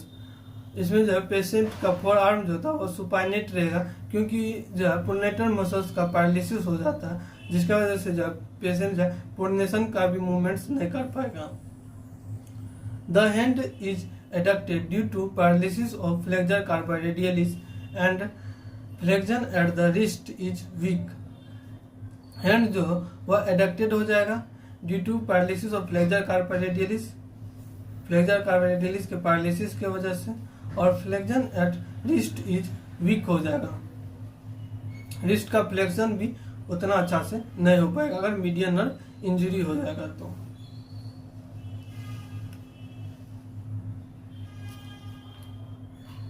Flexion at the interphalangeal joints of the index and middle finger is lost. Interphalangeal joints में जो है इंडेक्स और middle finger, इन दोनों finger का जो है flexion वह loss हो जाएगा इंटरफैलेंजल जॉइंट का, और so that the index and middle finger tend to remain straight and making a fist. और जो middle and ring finger, middle and index finger जो होगा ये क्या होगा, स्ट्रेट होगा अगर फिस्ट बंद। तो इस कंडीशंस को क्या कहा जाता है, इस कंडीशंस को भी एक नाम दिया जाता है जिसे बेनिडिक्टेशन डिफॉर्मिटी कहते हैं। This is called pointing index finger occurs due to paralysis of long flexors of the digit. इस कंडीशन को अगर जो है इंडेक्स फिंगर अगर स्ट्रेट हो जाता है, अगर फिस्ट बनाते हैं तो इसे पॉइंटिंग इंडेक्स कहा जाता है। अगर मिडिल और रिंग फिंगर दोनों स्ट्रेट हो जाए तो इसे जब बेनिडिक्टेशन डिफॉर्मिटी भी कहते हैं। When both index and middle finger remain straight, this condition is called hand of benediction deformity.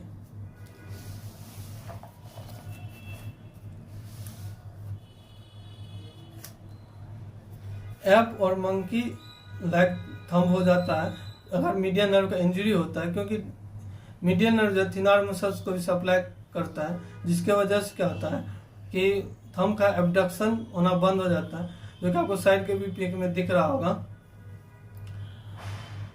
The area of sensory loss corresponds to its distribution in the hand. और सेंसरी लॉस होने लगता है जहाँ जहाँ मतलब मीडियन नर्व सप्लाई करता है वहाँ जो है सेंसरी लॉस होने लगता है।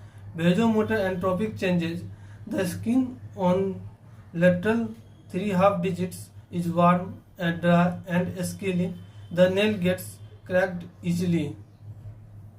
नेल गेट जो होता है, नेल्स इसमें क्रैक होने लगता है। Carpal tunnel syndrome, involvement of the median nerve in carpal tunnel at wrist has become a very common इंडिटी।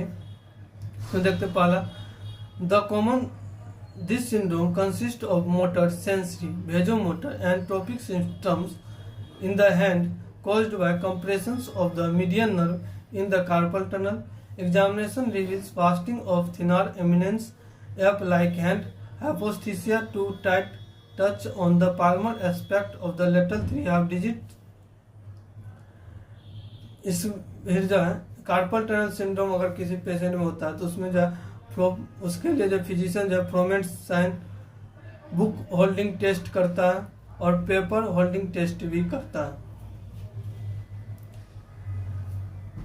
Book holding test में क्या होता है कि patient is unable to hold the book with thumbs and other finger, thumb और इन other fingers के सहारे जो है पेशेंट को बोला जाता है कि आप बुक को होल्ड करिए। अगर इस नर्व का अगर इंजुरी होगा या कंप्रेशन होगा तो पेशेंट जो है बुक को होल्ड नहीं कर पाएगा।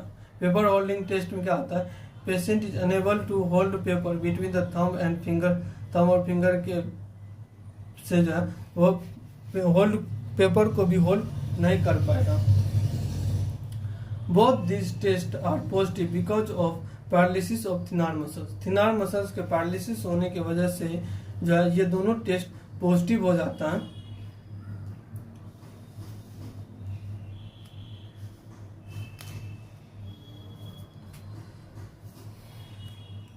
मोटर चेंजेस, ऐप या monkey like thumb deformity, loss of opposition of thumb. Sensory changes, loss of sensation on lateral 3 half digits including the nail beds and distal phalanges on the dorsum of the hand. इन सब पे जो dorsum of the hand पे जो होता है 3 half digits का loss of sensation हो जाता on the lateral 3 half digits का. Vasomotor changes, the skin areas with sensory loss is warmer due to articular dilatations. Skin areas जो के अंदर सेंसरी लॉस होगा और वार्म होने लगेगा क्योंकि आर्टरी का डायलिटेशन होता है. और it is also dry due to absence of sweating due to loss of sympathetic supply. Sweating होना भी बंद हो जाता है क्योंकि जो होता है सिंपैथिक सप्लाई जो होता है वो उसका भी लॉस हो जाता है. ट्रॉपिक चेंजेस क्या देखने को मिलता है? Long standing cases of paralysis leads to dry and scaly skin. The nails crack easily with atrophy of pulp of fingers.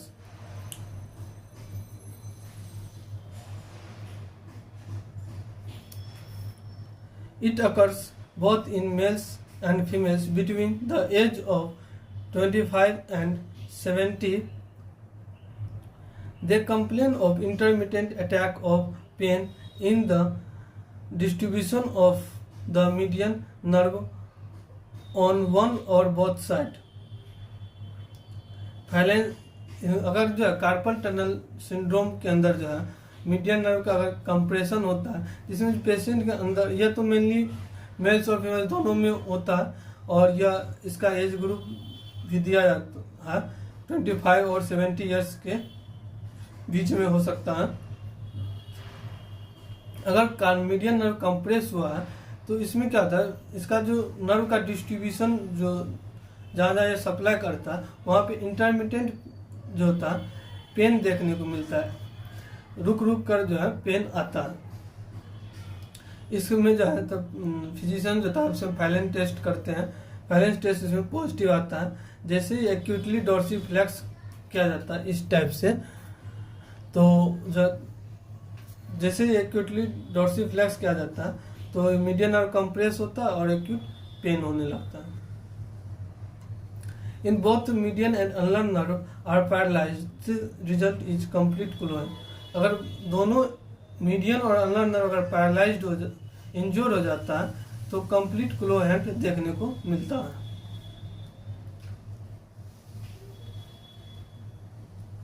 Joints of upper limb का क्लिनिकल एनाटॉमी देखते हैं.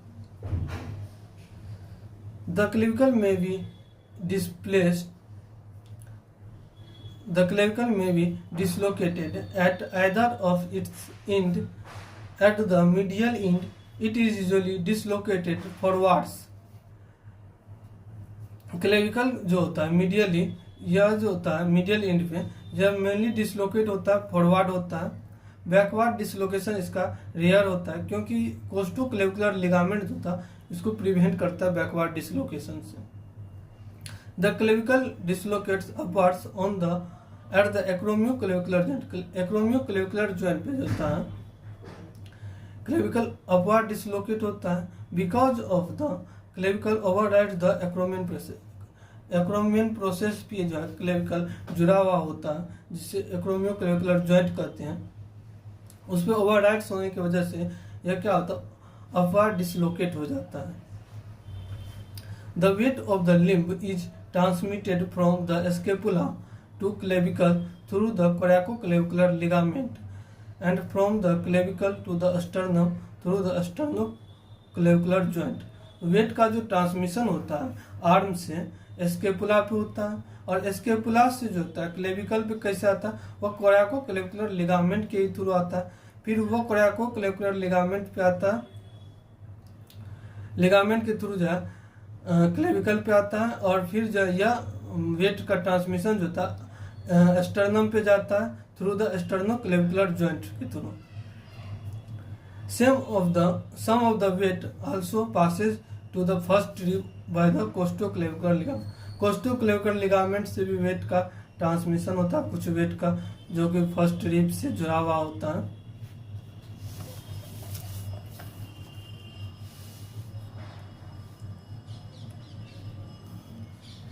The clavicle usually fracture between these two ligaments, इसी दो ligament कोस्टोक्लेविकल ligament और कोरैकोक्लेविकल ligament के बीच ही जो है इसका फ्रैक्चर होता है क्लेविकल बोन का। डिसलोकेशन देखते हैं शोल्डर रीजन में। Next clinical anatomy, shoulder anterior dislocation is more common, usually occurs when the arm is abducted. In this position, head of the humerus presses against the lower unsupported part of the capsular ligament. जो humerus का head होता है वह जो होता है अनसपोर्ट होता है कैप्सुलर लिगामेंट के लोअर में जो है अनसपोर्ट होता है कैप्सुलर लिगामेंट के थ्रू, जिसके वजह से जो होता है इसका एंटीरियर डिसलोकेशन और इंफीरियर डिसलोकेशन भी कॉमन होता है शोल्डर जॉइंट में। The shoulder joint is most commonly approach surgically from the front, इसका सर्जिकली जो है फ्रंट से ही इसके लिए शोल्डर जॉइंट का अप्रोच करते हैं। However, for aspiration the needle may be introduced either entirely through the deltopectoral triangle closer to the deltoid और laterally just below the abdomen process। जो शोल्डर जॉइंट में अगर अर्थराइटिस वगैरह कंडीशन बनता है तो इसमें क्या करता है एस्पायरेशन के लिए जो है या तो डेल्टो पेक्टोरल ट्रायंगल को चूज करते हैं हम, जो कि आपको साइड की पिक में दिख रहा होगा, और जो है या फिर लेटरली जो है बिलो द एक्रोमेन प्रोसेस का भी हम चूज करते हैं अगर बर्साइटिस वगैरह होता है तो। फिर उसके बाद जो होता है नेक्स्ट क्लिनिकल एनाटॉमी देखते हैं frozen shoulder.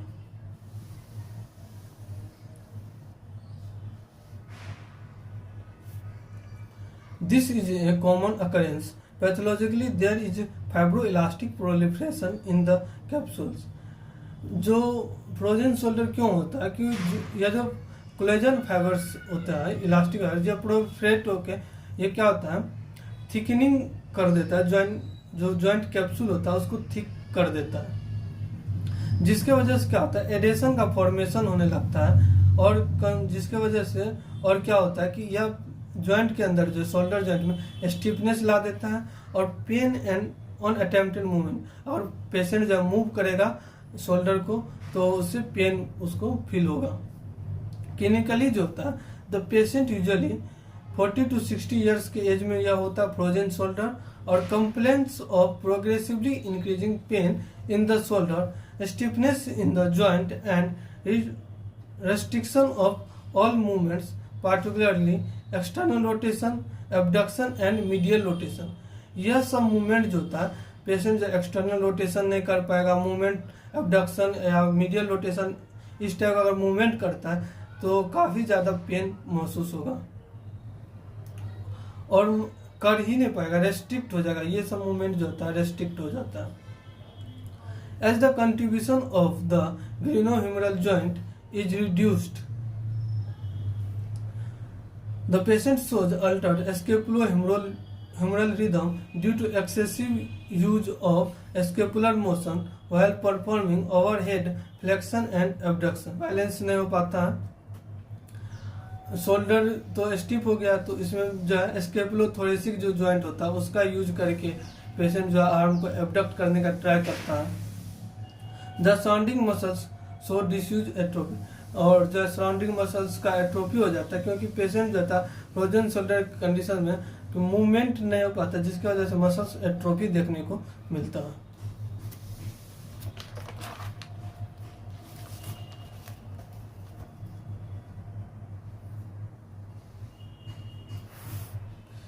Next clinical anatomy देखते हैं। Distension of elbow joint by an effusion occurs posteriorly because here the capsules is weak and covering deep fascia is thin।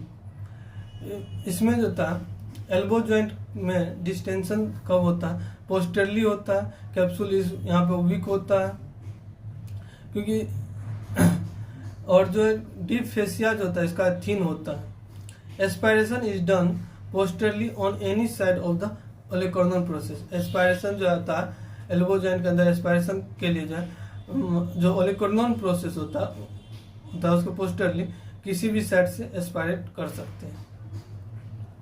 Dislocation of the elbow is usually posterior and is often associated with fracture of coronoid process.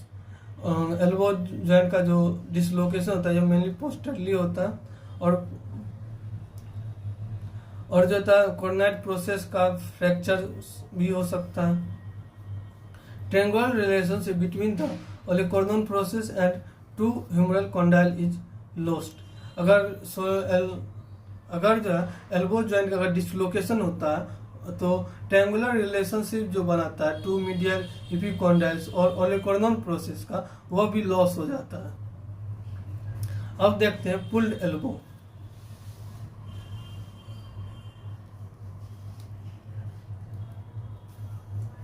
Pulled elbow क्या होता है? Subluxation of head of radius occurs in children when the forearm is suddenly pulled in the pronation। अगर किसी बच्चे का हाथ जो है प्रोनेट करके अगर सडनली पुल्ड होता है, खींचा जाता है, तो इस समय जो होता है हेड ऑफ द रेडियस जो है वह एनुलर लिगामेंट से बाहर आ जाता है, जिससे पुल्ड एल्बो का कंडीशन बनता है। The head of the radius slips out from the annular ligament. Tennis elbow. Tennis elbow को दूसरा नाम है लेटरल एपिकॉन्डाइलिटिस भी से कहा जाता है। Usually occurs in tennis players. यह जो होता है मेनली टेनिस प्लेयर्स में होता है, क्योंकि टेनिस प्लेयर्स जो होता है यह रिस्ट का एक्सटेंशन अगेंस्ट रेजिस्टेंस करता है, रिपीटेटिव बार बार करते रहता है, जिसके वजह से क्या होता है माइक्रो ट्रोमा होते रहता है लेटरल एपिकॉन्डाइल पे, जिसके वजह से क्या होता है टेनिस एल्बो का कंडीशन बन जाता है। It affects individual with whose work profile involves repetitive wrist extension against resistance and twisting activities. This is possibly due to a sprain of radial collateral ligament। यह जो लिगामेंट इंजुरी के लिए हमेशा sprain आता है और जो टेंडन का इंजुरी होता है उसके लिए स्ट्रेन आता है। Tearing of fibres of extensor carpi radialis brevis. और जो एक्सटेंजर कार्पाई रेडियलिस ब्रेविस होता है जहाँ लेटरल एपिकॉन्डाइल्स से ही ओरिजिन होता है, इसका भी टीयर होने लगता है और it is more degenerative condition rather than inflammative. यह जो होता है डिजेनरेटिव कंडीशन न कि यह इन्फ्लामेटिव कंडीशन से ज्यादा यह डिजेनरेटिव कंडीशन है।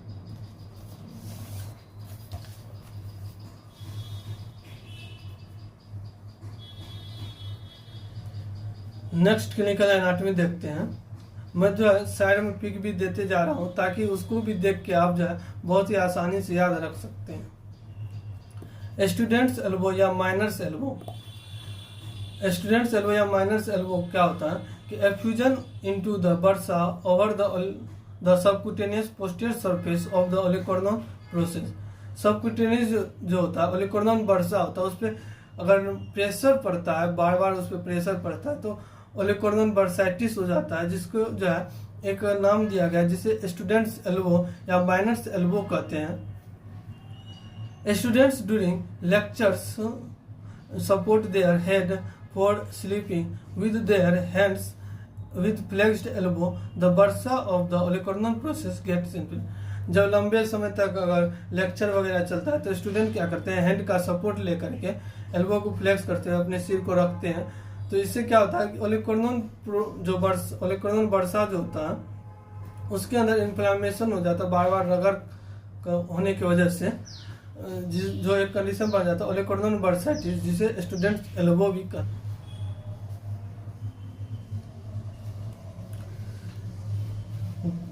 गोल्फर्स एल्बो जो कि मीडियल एपिकॉन्डाइलिटिस के भी नाम से जानते हैं इसे। इसमें क्या होता है कि माइक्रो ट्रोमा होता है मेटियल एपिकॉन्डाइल ऑफ ह्यूमरस पे। कॉमनली यह होता है गोल्फ प्लेयर्स में होता है। The common flexor origin undergoes medial epicondyle से जो होता है कॉमन फ्लेक्सर मसल्स का ओरिजिन होता है। इसमें रिपीटेटिव स्ट्रेन होने की वजह से जो है मीडियल एपिकॉन्डाइलिटिस होता है और इसके रिजल्ट मीडियल एपिकॉन्डाइलिटिस होने की वजह से पेनफुल कंडीशन बन जाता है on the medial side of the elbow पे। इसके बाद देखते हैं carrying angle.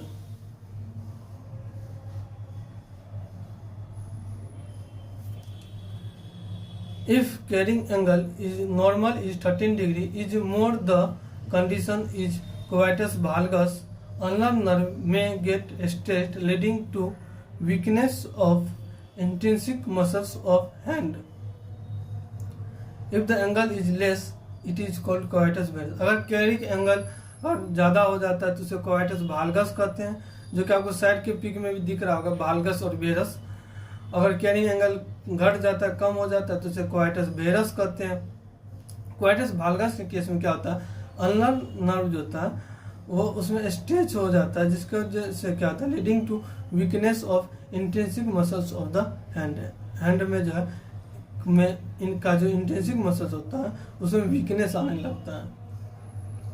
Wrist joint, metacarpophalangeal joint and interphalangeal joints are commonly involve in rheumatoid rheumatoid arthritis के लिए जो है रिस्ट जॉइंट और मेटाकार्पोफैलेंजियल जॉइंट और इंटरफैलेंजियल जॉइंट यह कॉमनली इन्वॉल्व होता है रूमेटॉइड अर्थराइटिस के केस में। The back of the wrist is common site for a ganglion. Wrist के बैक में जो होता है कॉमन साइट जो होता है, एक गैंग्लियन का कॉमन साइट होता है। It is a cystic swelling resulting from mucoid degeneration of synovial sheath around the tendons. एक सिस्टिक स्वेलिंग होता है जिसकी वजह से क्या होता है, एक यह जो होता है म्यूकॉइड डिजेनरेशन होता है साइनोवियल शीथ का, जिसकी वजह से स्वेल कर जाता है और सिस्ट बन जाता है, जिसके क्या कहते हैं सिस्टिक स्वेलिंग गैंग्लियन का कहते हैं। The wrist joint can be aspirated from the posterior surface between the tendons of extensor pollicis longus and extensor digitorum। यह जो टेंडन आप देख रहे हैं यह एक्सटेंजर पोलिसिस लॉन्गस का टेंडन है और एक्सटेंजर डिजिटोरम यहाँ से पास होता है, इसी के बीच से जो है एस्पायरेट किया जाता है। The wrist joint can be aspirated from the posterior surface between the tendon of the extensor pollicis longus and extensor digitorum। The synovial lining of the tendons of extensor pollicis brevis and abductor pollicis longus can get inflamed due to repetitive strain and can lead to a painful condition called decurrent stenosynovitis, जो कि आपको side के pick में दिख रहा है। डिक्यूरेंट स्टेनोसाइनोवाइटिस के conditions में कैसे दिखता है, इसमें क्या होता है कि जो साइनोवियल टेंडन होता है एक्सटेंजर पोलिसिस ब्रेविस और एब्डक्टर पोलिसिस लॉन्गस, इसके में जो होता है रेपिटेटिव स्ट्रेन होने की वजह से यह इन्फ्लेम्ड कर जाता है, जिसे डिक्यूरेंट स्टेनोसाइनोवाइटिस कहते हैं। यह दोनों टेंडन का नाम जो है उसको याद रखना जरूरी है, एक्सटेंजर पोलिसिस ब्रेविस और abductor pollicis longus. Movements of the thumb can aggravate pain in the condition. अगर थंब का मूवमेंट अगर इसमें समय इस कंडीशन अगर पेशेंट करता है तो जो है एक्सेसिव पेन महसूस होता है। फनी बोन एक और नेक्स्ट का आइटम है। Ulnar nerve is palpable in flexed elbow behind the medial epicondyle.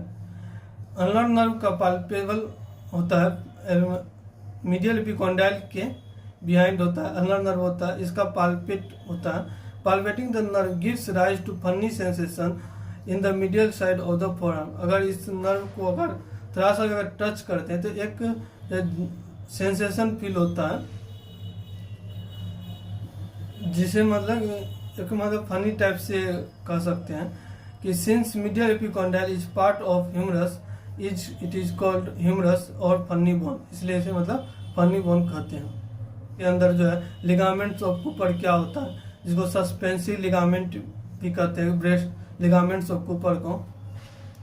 Fibrous strands extending between the skin overlying the breast to the underlying pectoral muscles. यह जो ligaments of Cooper होता है या जो मेमोरी ग्लैंड होता है उनको यह होल्ड करने का भी काम करता है। जो पेक्टोरल मसल्स तक लिगामेंट्स होता है।